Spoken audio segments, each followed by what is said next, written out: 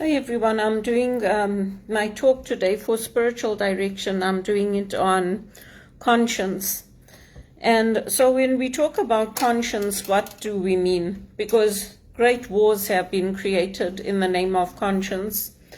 Attacks have been done in the name of conscience. So what do we mean when we say conscience? Conscience for us as Catholics is rooted in the notion of the heart and what comes out of the heart. Like Jesus was telling us, what comes out of the heart, what comes out of what is within us. Our emotions, are our emotions confused? Are they all over the place? How is our thinking? Is our thinking convoluted? So we are subject to the moral truth and make practical judgments of what to do in light of that truth. But how do we shape truth? How do we see truth? Because in North America, people talk about perspectives. They say you bring your culture with you, you bring your history with you. So your truth is not the same as their truth. But what happens when our voice, when my voice gets lost in the dominant culture? Then my voice has no value in this culture. Obeying conscience means giving witness to God. But who is God for us? And how do we see God revealed in our lives? Do we see God in nature? Do we see God in the gifts of music? Do we see God in all things? Do we see God in the pain and the frustration that we're going through? For us as Catholics, we ask, what are we to do and how are we to live in response to God's call?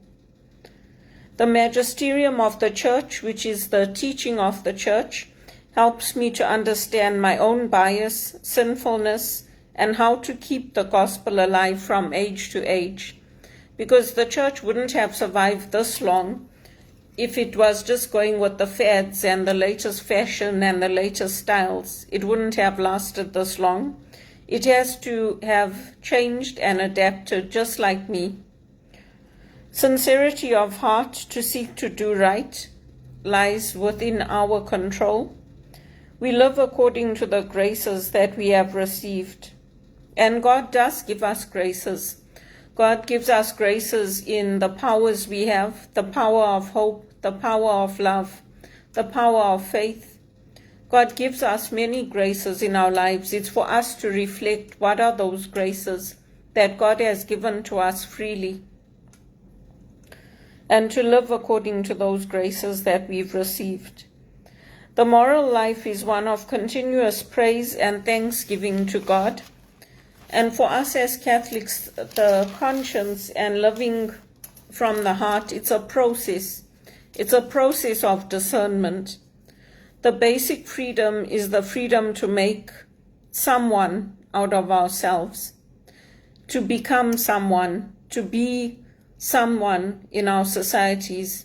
Whether for me that's an HR professional, it's using my speaking skills, it's providing talks like this, spiritual direction, being concerned with the soul, not just with the material things of the world.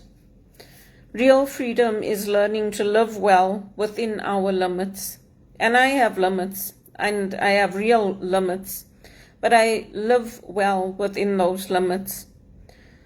For me, it's the challenge of my faith that I need to take charge and give direction to my life, lest I spend my whole life living someone else's desires for me. And you could say that for the collective us as well. We need to take charge and give direction to our lives, lest we spend our whole life living someone else's desires for us. And it's not easy if you're coming up against cultural differences, cultural norms. You're coming up against family expectations of what they think looks nice for you, what they want for you, what they see as being success.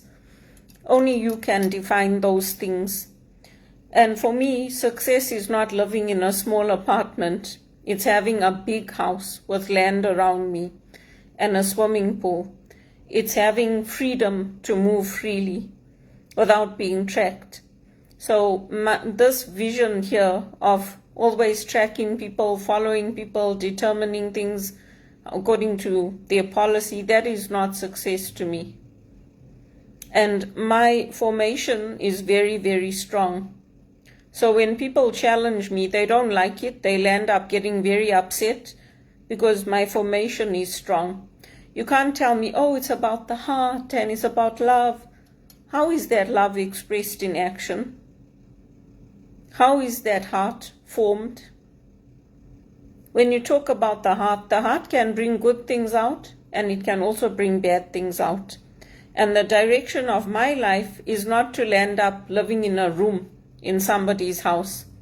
It's owning a big property, being able to travel, being able to move freely. Yes, I have limits, but people can't use my age against me. People are working who are in their 80s, in their 90s. I have experience now on different continents, and I have different gifts to bring to the table. So I'm not listening to those voices that are telling me, oh, your age is counting against you. No, it isn't. They said the same thing when I was young, when I wanted to go work on the camp in America. Oh, who do you think you are? Now that I'm older, it's the same thing again. So I am shaping my destiny, and I'm looking for those opportunities to earn an income.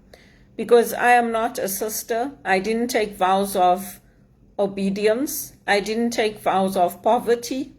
I'm not aiming for a life of poverty.